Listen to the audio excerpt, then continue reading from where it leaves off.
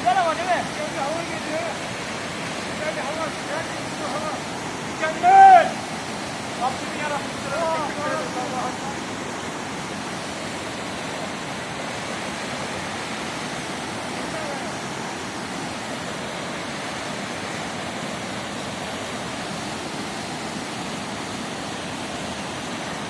Her yerden